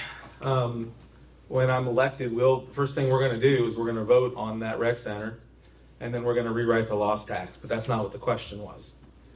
I find it really funny that, if you do what I did, and if you don't have a lot going on in your evenings, you can do what I do, and that's watch old PellaFiber videos. And if you want to hear one time someone up here says, you voted yes on the loss, you voted for the rec center. And then there's meetings where it says, the rec center and the lost tax are not the same thing. Well, which is it? So the easiest thing to do is let you vote. If it's so wildly supported, which I believe there is support for it, then put it up for vote and let you vote on it. Because I've already told you that if you vote yes, we're going to figure out how to build it. It's that simple. If you vote no, then we have to go back to the drawing board and we have to talk to our corporate partners about what can we do that fits what our community is willing to take on. It's not difficult. It should be very easy because you guys are paying for it. So the bond that we would issue, it would be a bond against the local option tax revenue expected to come in. That's a revenue bond. Revenue bonds do not have to get voted on by the public on that. We don't have sewer bonds, elections for that. We don't have water revenue bonds. We don't have storm sewer bonds. All of those do not need votes to have. So I view that just the same as any other revenue bond that we pass as a city council, that no, we don't need a vote for a revenue bond. You guys went that pretty fast. We may have time for two more. Earlier, the first hour, Mr. Butler, you asked to answer back on your name being brought up. If you choose to put that in your own time while we come around again, you may. Okay. Remind everybody, this is a town hall meeting, not a debate. Who are we up to now? I believe it's you. It is. Were you in favor of extending local option sales tax? Why or why not? Absolutely, yes. For a couple of reasons. Obviously, what it can do for our community is huge. I'm going to extend it even a little bit beyond that, and that is working for a larger employer in our community. We also need our surrounding communities to do really well too. And so the local options tax not only benefits Pella, it benefits the communities around us in Marion County as well. So absolutely, yes. Yes, I voted for it, and for obvious reasons. It's a great revenue source for the city of Pella. And the good thing about it's a tax, yes it is, and as residents of Pella, we pay that when we purchase items in Pella from all of our retailers. It's the additional 1 cent added to the state sales tax of 6%. But the great thing for Pella, we have an incredibly vibrant tourism industry, and so, and I couldn't tell you what the exact numbers are, but a significant amount of the sales tax, the local option sales tax that we collect, comes from visitors into our community. And so it is a great deal for the citizens of Pella to capture that tax from all of the visitors that come into Pella, because again, we don't get it all back. There's a convoluted state formula about how much if we collect, we get back.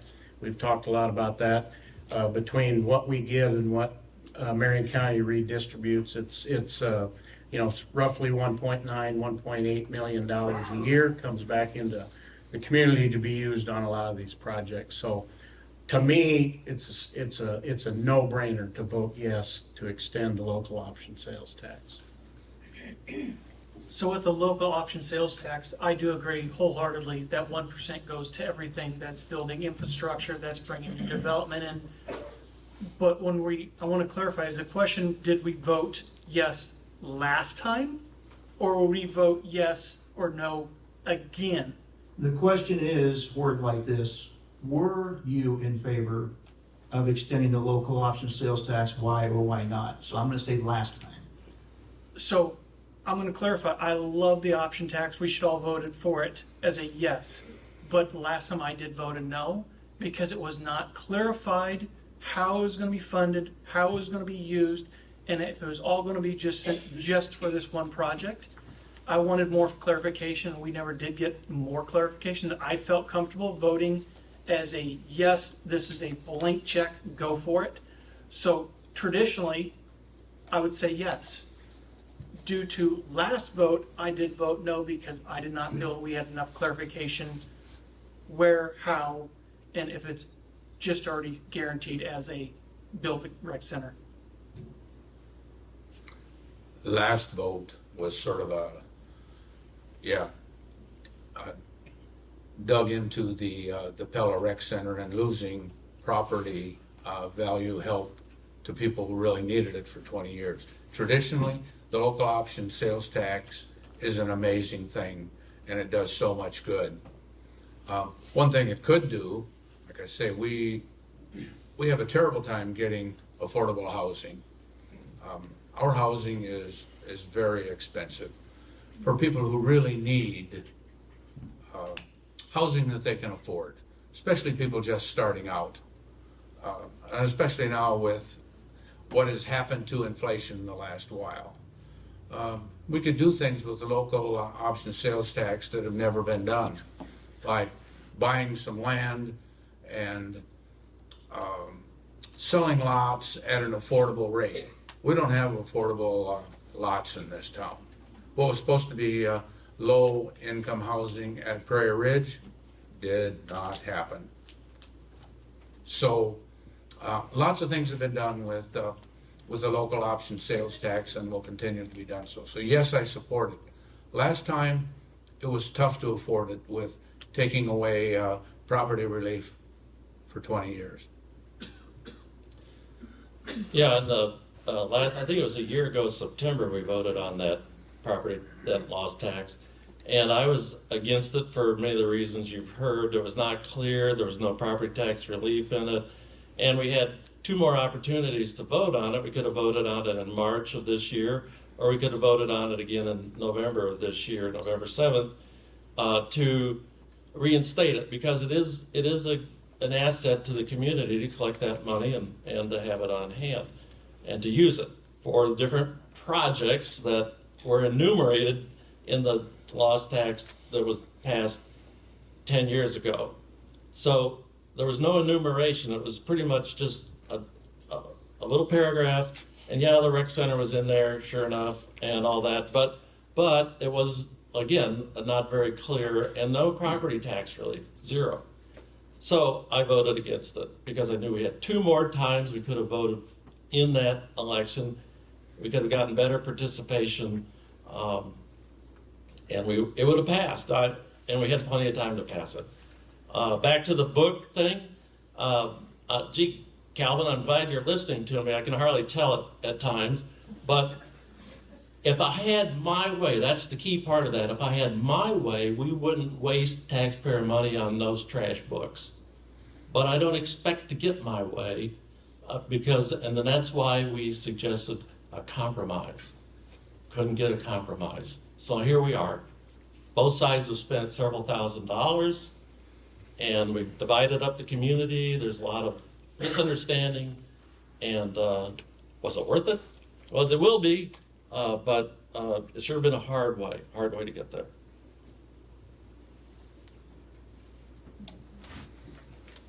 Were you going to say something? Mm-hmm. So, was I in support of the lost tax? In concept, I've always been in support of the lost tax. It's what we could have used to fund our ambulance situation. That could have been a non-argumentative process. We could have avoided all the heartache and discontent. So that it's clear, property tax relief is vitally important in this community. And property tax relief is not an in-kind service, according to my 4 calls to the state auditor's office. You can say what you want. You can say, well, if we pay for the road through this lost tax, we're not coming to you. So that's property tax relief. No, it's not. State auditor looks at what you have as a percentage in that line, and if it's 0, that's what you get. So don't be fooled by, well, we've got it built in because we're paying for this road and we're not asking you to pay for it. It doesn't work that way. So I'm in favor of lost tax when we reallocate it. We'll reallocate it. We'll put property tax relief back in the budget. We'll work with the fire and EMS so that they don't have to put off buying that fire truck that they need desperately for 5 years. And we'll put it toward projects to move this community forward. It's not something that should be placed out there to pay for one particular topic in whole. That's not what it's for. Lost tax are to help us do things like put Christmas lights in the park. So when Spirit of Pella comes forward and says we'd like $25,000 to put a new tunnel of lights in the park, where do you think that money comes from? It comes from lost tax dollars. So all of those things, if we don't reallocate those funds, turn the tap because it's not there. So lost tax is vitally important to our community. We need it because that's how we get to do a lot of projects. That's how we get to kick off projects like the water slides at the swimming pool. That's what lost tax dollars are for. So do I support lost tax dollars? Yes. Yes, I just heard, I think just the question before, people voted against the lost tax because of the rec center. So I think that validated the need for the vote, part that we talked about earlier, that people voted no because of the rec center. But the reality was there was a majority vote on the lost tax, which I was very much in favor of and voted yes as well. I think Liz mentioned it earlier as well. I think that formula that is used for that, you can't imagine the help that this lost tax vote does to these smaller communities around this county. And as city clerk of Lighton, we survived on the lost tax for Mahaska County. It's an incredible part of the budget for these little towns that generate virtually zero sales tax. So my heart was in that for a little bit too, remembering from that as well. Those communities are vital for our workforce, for folks that live there, that drive to Pella to work, and they were probably more cheering for our yes vote than a lot of people in the Pella for that. So yes, I was a very strong proponent of the lost tax, and am glad it passed by the majority that it did. So we went through the dollar amounts generated by the lost tax, I think last council. And if memory serves me right, Pella generates $3.1 million a year. You guys can fact check me on that. $3.1 million a year. We get back about 1.8 or so. The other 35% of our lost tax that the city generates gets distributed through the rest of the county. It is vital for all of our communities. Knoxville generated something like 1.4, Pleasantville, it was like 200,000, and the rest of the county was 160,000. So when you think about the economic driver that the lost tax does, it doesn't just fund good things in Pella. It funds good things in Marion County. The rest of our communities in Marion County their survival depends on the lost tax. So did I vote yes? Yes. Am I in favor of it? Yes. And if you voted no, you weren't just voting against the rec center. You were voting against economic vibrancy for the rest of our county. Candidates, I'll leave this up to you. We're about 5 minutes left of what we advertise here. We can go one more question in a minute apiece. It'll run about 4 minutes long. Is that all right with everybody up front? Okay.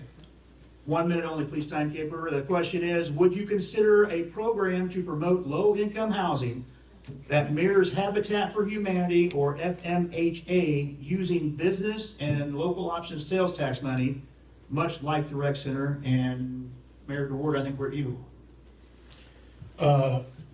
I guess I would answer it this way. I think I'm going to go back to TIF, because some of the residential TIFs that we've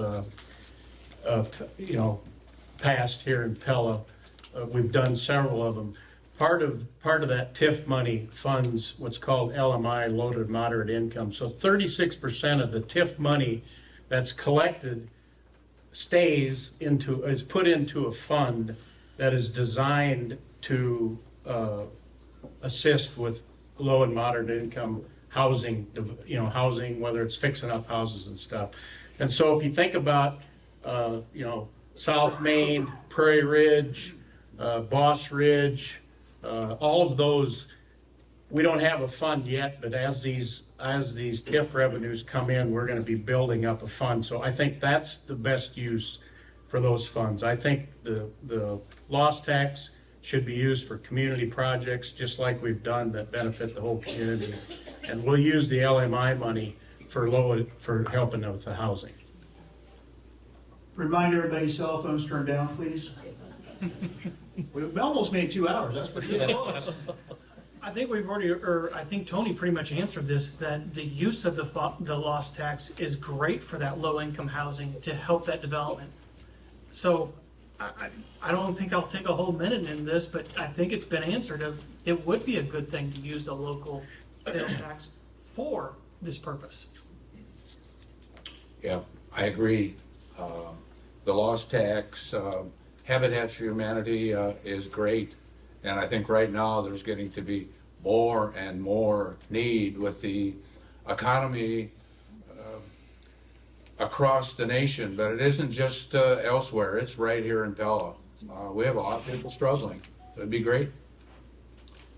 Well, yes, I'm in favor of developing programs to help people get started in a house, whether it's low-income housing or not. I don't know. Then you have to define what's low income, and you have to define a lot of things. So I think it's more important to help people get a start. And whether that money comes out of the TIF business or the loss tax, it's money that isn't going to be given away. It's going to be used to help people get started, and they'll pay it back. So Don is right. The LMI dollars are great for these kind of projects, but so are those TIF dollars. The loss tax dollars. Voting no on that loss tax was, if you asked most of the people that voted no, it was because we didn't have to rush to vote. We had months to go back and hone that, because you're right, Dave. It is vitally important to every other community in this county. That's why we wanted to get it right. We didn't have to vote on it then. So John, when I met with him the other day, he's got a great plan for how to boost and motivate first-time home buyers, and how to get people that need just a little help off the blocks to get them into a home. So I believe with the creativity that you see here and TIF, loss tax dollars, that there is definitely a place for a program like that for this kind of housing, because we need it. Yeah, so I think with the loss tax, the dollars that did for the plan for the amenities, I think that's the right place to go for that. I do think we got to keep working on the LMI, low-income housing. I think that the Prairie Ridge, the design and the plan for that, there's been some criticism that I've heard here tonight. If you could tell me how to prevent COVID, that'd be great. We wouldn't have had this problem right now, but that created the inflation and the cost of building materials, and trust me, I'm a lender. I've seen that all over the place. So that is something that is true on there. I like the fact that the Prairie Ridge workforce housing will hopefully be the springboard for Pella and the rest of Marion County to continue to develop some more low-income projects. The question was, do I support like a low housing option, like Habitat for Humanity? Correct. Yeah. So absolutely. And I'll go back to a question that was asked right at the beginning, was how would you support, the big businesses or whatever. Dave, excuse me, I just want you to have a fair shot at this. The second part of that question is using business or local option sales tax money. Gotcha. Yep, understand. So absolutely, if things are good for our businesses, they're good for all of us. So the LMI set aside, that's exactly what this is made for. The other thing is we've got creative people in our community. We've got good ideas. I'm all for supporting. If somebody comes with an idea, let's figure out how to fund it. Whether it's LMI, whether it's the loss tax, I don't care. If it's good for the community, it's good for the community. Yeah, and I want to, broaden the conversation just a little bit too, that it's not just low income or affordable housing, it's diversity in housing. Because I think as we continue to diversify the housing, that creates more options for everyone, specifically low income. As we talked about, the LMI dollars, definitely important. A resource that we will use to continue to invest in the diversity of housing for our community. But I loved the creativity comments from multiple people. Absolutely, the whole point is to have relationships around the community to understand how can we work together to drive options for people. All right, and they did ask me to read this. Remind you that voting is November 7th. The time is from 7 a.m. to 8 p.m. Locations for Pella City Ward 1 is at the Trinity Reformed Church Activity Center at 708 East 2nd. Pella City Ward 2 is at the Calvary Church, 408 Maple Street. Pella City Ward 3 is at the Pella Legion Hall, 829 Broadway Street. And Pella City Ward 4 is at the United Methodist Church of Pella, 1414 University Street. I'd like to take this time to thank everybody for coming out. First of all, I hope we did justice on getting to the questions. Again, a lot of them were missed, but just to let you know, a lot of them were the same questions as well. These candidates have a lot of work to do in the next 3 weeks or so. Whether they do another town hall meeting, whether they do another forum, whether they do an actual debate is up to them, but it's stuff that needs worked out. Candidates, I thank you for allowing me also to be over here this evening, and the city of Pella as well. As most of you know, I'm a Knoxville guy, so you guys have tried to roadblock every road into here from Knoxville. I've gotten here anyway, so thank you very much and have a great night. Yeah, this is the 5th week. I did hear the dam is supposed to open up this weekend. Well, it's been 5 weeks, so hopefully they'll stay on schedule. Yeah, I know. Yeah, thanks, guys. My lazy boy has more padding.